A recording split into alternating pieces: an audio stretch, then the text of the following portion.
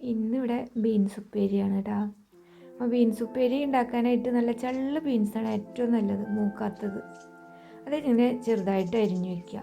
അതിനുശേഷം അത് ഉണ്ടാക്കാനുള്ള തയ്യാറെടുപ്പ്. അപ്പോൾ അതിനായിട്ട് എണ്ണ ചൂടാകുമ്പോൾ അതിലേക്ക് സവാള ഇട്ട് കൊടുക്കുക. 2 ചെറിയ സവാളയാണ് എടുത്തത് കേട്ടോ. അപ്പോൾ ഉള്ളി എരിയാൻ സമയമുണ്ടെങ്കിൽ ഉള്ളി എടുക്കാം, വെളുത്തുള്ളി വേണമെങ്കിൽ വെളുത്തുള്ളി ചതച്ച് ചേർക്കാം. കുറച്ച് നേരം ഒന്ന് മൂടി വെച്ചാൽ സവാള വേഗം ഒന്ന് വാടിക്കിട്ടും.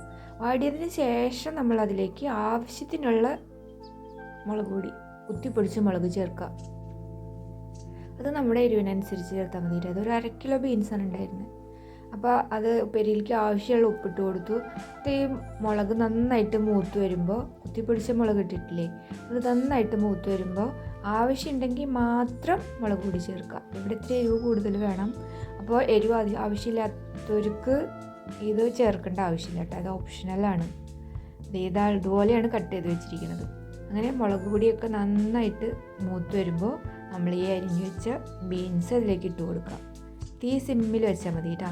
മുളകൊക്കെ മൂപ്പിക്കുമ്പോൾ അവസാനമാകുമ്പോൾ തീ ഒന്ന് കുറച്ച് വെച്ചോളൂ, അല്ലെങ്കിൽ പെട്ടെന്ന് കരിഞ്ഞു പോകും. അപ്പോൾ മുളക് പൊടി ഓപ്ഷണലാണ് കേട്ടോ. അപ്പോൾ എല്ലാവർക്കും അധികം എരിവിൻ്റെ ആവശ്യമില്ലല്ലോ.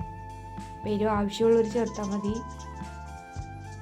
അല്ലെങ്കിൽ ആ കുത്തിപ്പൊടിച്ച മുളക് മാത്രം ഇട്ടാൽ മതി.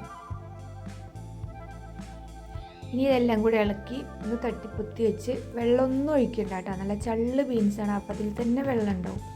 അങ്ങനെ ഒരു 30 സെക്കൻഡ് ഒക്കെ കഴിയുമ്പോൾ ഒന്ന് തുറന്നൊന്ന് ഇളക്കി കൊടുക്കുക. വീണ്ടും നമ്മൾ സിമ്മിൽ തന്നെ ഇട്ടിട്ട് അടച്ചു വെക്കുക കേട്ടോ. അപ്പോൾ ഒരു 5 മിനിറ്റ് കഴിയുമ്പോൾ ബീൻസ് നന്നായിട്ട് വെന്തിട്ടുണ്ടാവും. പക്ഷേ അതിൽ ചെറിയ ഒരു നനവൊക്കെ ഉണ്ടാവും. അപ്പോൾ അതും കൂടെ നമുക്കത് ആ വെള്ളം കൂടെ തോർത്തിയെടുക്കണം. അപ്പോൾ അതിനായിട്ട് നമ്മൾ ഇനി അടുത്ത പ്രാവശ്യം ഫുള്ള് മൂടി വയ്ക്കേണ്ട, ഇടയ്ക്ക് സ്പൂൺ അതിൽ വെച്ചിട്ട് ഇങ്ങനെ ഗ്യാപ്പ് ഇട്ടിട്ട് നമ്മളത് അടച്ചു വയ്ക്കുക. അങ്ങനെ കുറച്ച് നേരം കഴിയുമ്പോൾ ഒന്ന് ഇളക്കി കൊടുത്ത് നോക്കുക. അപ്പോൾ അതിലത്തെ വെള്ളമൊക്കെ പോയി കഴിഞ്ഞ് ഇതുപോലെ ഉലർന്ന് കിട്ടിയാൽ റെഡിയായി.